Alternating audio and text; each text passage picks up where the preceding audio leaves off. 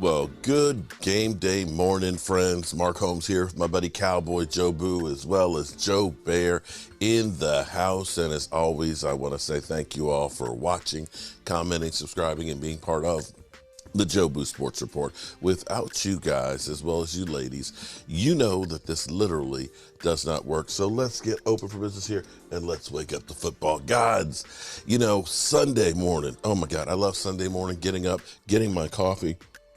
It just seems like on Sunday mornings when it's game day during the season, that coffee just tastes a little bit more robust, you know? The air smells so much clearer, and I tell you what, outside it's crisp. It's fall out there. I got some leaves that are beginning to fall. The trees are beginning to change. This is truly football season right here.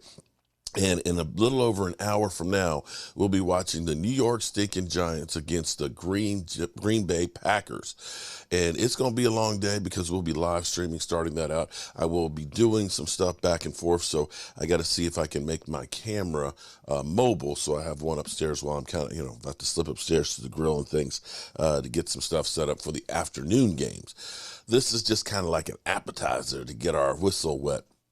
To get ready for today. And I've got to, as soon as I finish doing this video, get the studio outside set up and ready to rock and roll because it's game day. And today it's a big day because this is probably, in general, the biggest test across the board for the NFC East. Of course, the Giants that are surprising 3-1, only loss being, of course, to us, taking on the Green Bay Packers in London, which are 3-1 as well. Are the Giants in that defense really for real? Are they actually a better team than most people thought? We'll have to find out today. If they win today, then that says a lot more about the Cowboys as well, because we are the only loss that they've had. We have the Washington Commanders going against the Tennessee Titans. Definitely where two teams did not want to be to start out the season. The Tennessee Titans, being the #1 seed last year, opened the season with a loss to the same New York Giants we were just talking to. Well, and now taking on Carson Wentz and the Washington Commanders. If this is another bad performance for Carson Wentz, you have to wonder how long they will stick with him.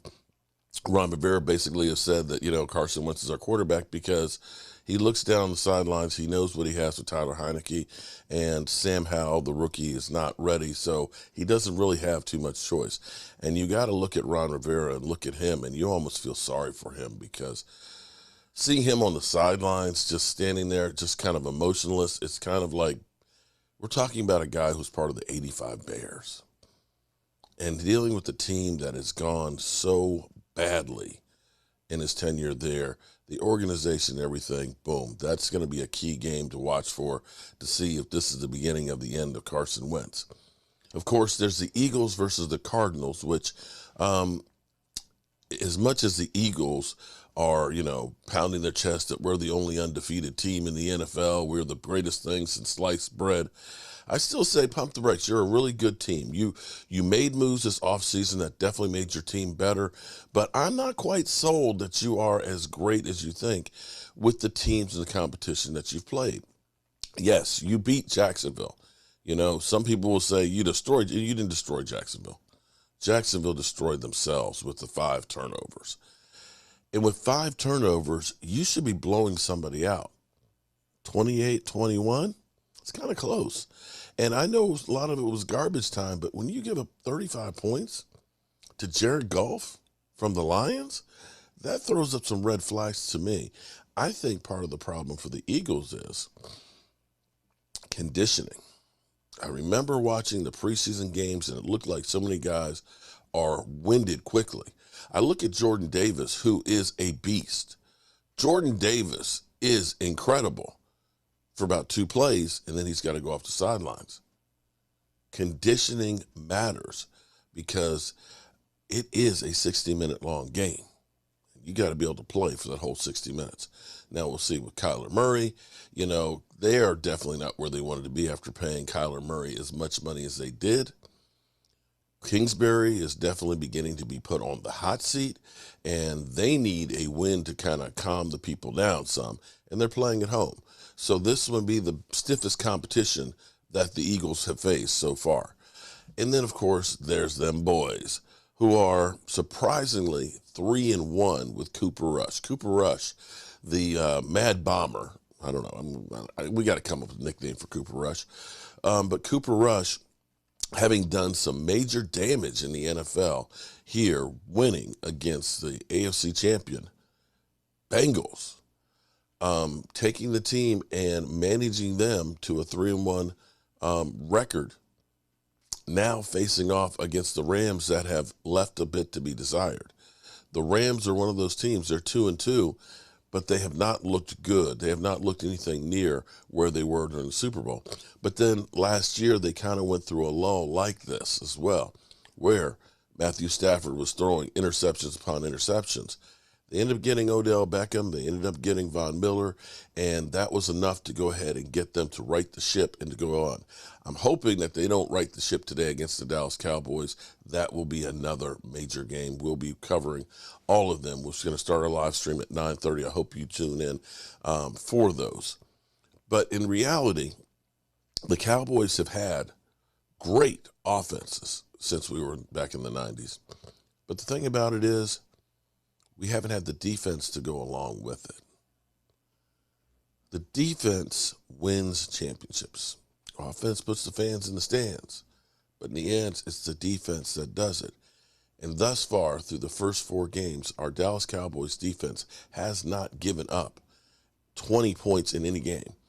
It's Dallas and San Francisco are the only 2 teams that have done that.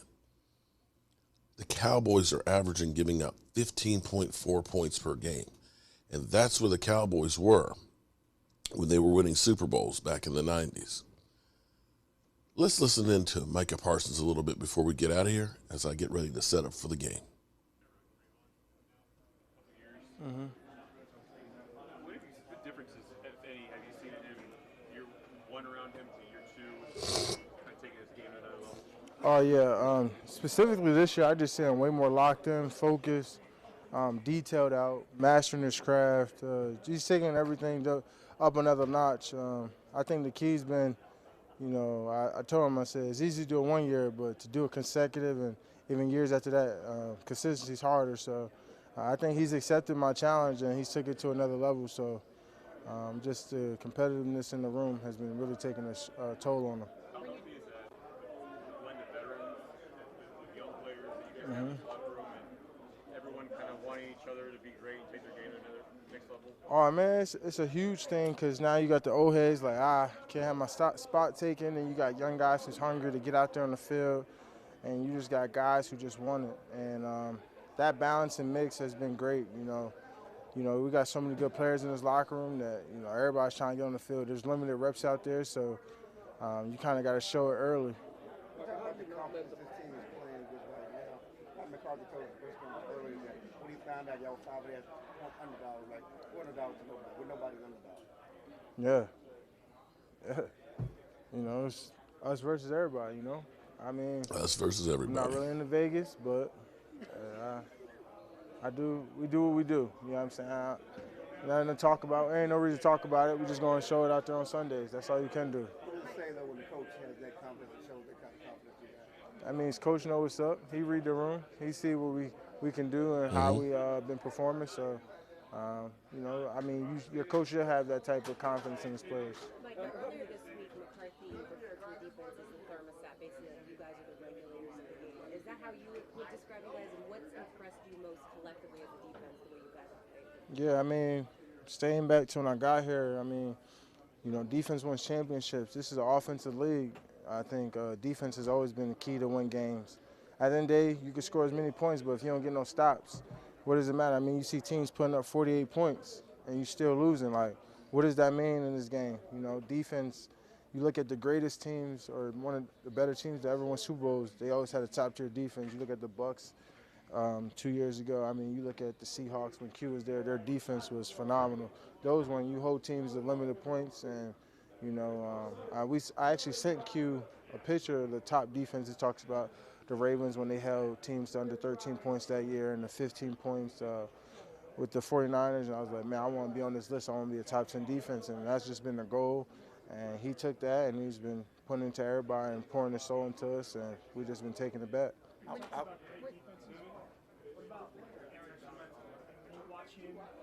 Yeah, I mean, you look at their defense last year. I mean, with him, Vaughn, Donald, Leonard Floyd. I mean, bro. I mean, Ramsey, Williams. I mean, that defense was. I mean, where could you even slide the protection to? I mean, you can't block all those guys. You know that's insane. I don't even know how the league let that happen.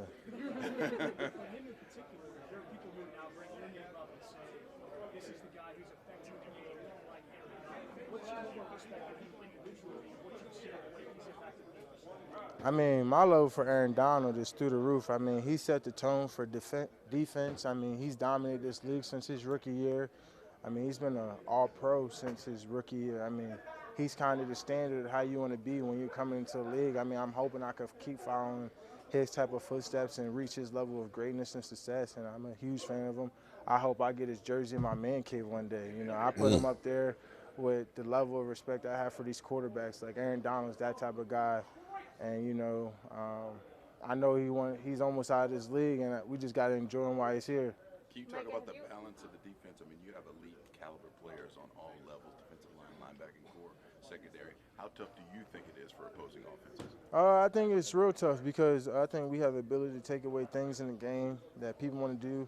We force the ball to come out quick. You know, you want to develop and you want things to happen in a certain way. And, you know, usually in the game, they be like, okay, this team can't stop the run, so we're going to try running out. It's going to open up opportunities. I think we got a very good run D, and you got a team that's like, all right, we could pass it, but I think we got the best pass rush in the league, honestly. And, you know, if we could take that away, so if we make teams balance it up and make them earn it down the field, that's just something that's tough to do. Could you feel it against the Commanders? Because it felt like they didn't even want to throw the ball downfield. They didn't. They knew they couldn't, right? Yeah, they did.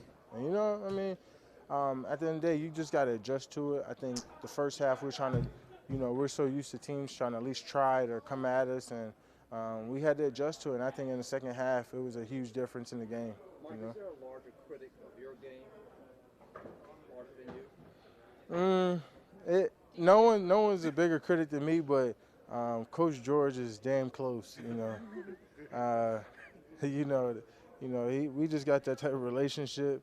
I think he expects so high to me, and he's just a guy I never want to let down. You know, he really believed in me. You know, especially he's the reason why I got drafted here. So, I mean, besides him and Quinn, I mean, I can't really say anyone's a bigger critic than myself. What was that experience like to see you guys leading the chat? Oh man, that was awesome. Dak ran out, and I told Dak I get a signed ticket for him. But I stayed. I just wanted to talk to Aaron and just meet him. You know, I'm just a fan of greatness. You know, I just love to see people succeed. And I don't know nothing about Aaron Judge. I don't know where he's from. I just know he played baseball and he hit home runs, but he's just great at what he does. And when you're great at what you do, there's something that comes with being great at what you do, whether it's how he adjusted his swing, whether it's how he approached the game different from last year, because he didn't hit 60 home runs last year, or 62. He did something in his game that took him to the next level. And I just want to talk to him. And the most thing I was really excited about, like, he knew who I was. You know, it's a difference when, you know, you're a fan of someone and like, oh, it's nice to meet you. But when he knew who I was, that just made me excited, you know. And, you know, he's a super nice dude, and I was really happy to meet him. You're going to get that ticket framed? Is that headed to the man cave? Yeah, I'm getting it laminated. I mean, I told him, I said, I can't get this jersey, but I'm coming to New York. I want that jersey. I want a nice frame, that ticket, Aaron Judge jersey, and I want his bat right next to it. I tell you, you better hit me a home run if I'm coming, you know. What's the most exciting? There we go. Micah Parsons is an all-around athlete who loves anything sports-wise. All right, good people, it's time to get set up for this live streaming game set, and hope you guys all join us. We're going to have a ball today, and I will see you guys there soon. Our coach here, and as always, I want to thank you all for watching, commenting, subscribing, and being part of the show for the Sports Report.